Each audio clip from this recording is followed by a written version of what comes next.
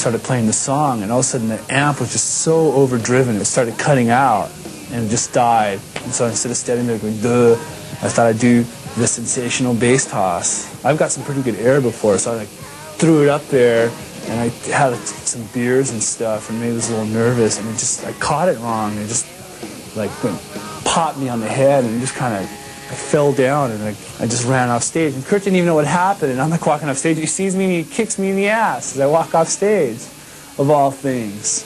And then he didn't know what happened. After he told me, he goes, I'm sorry I did that, I didn't know what happened.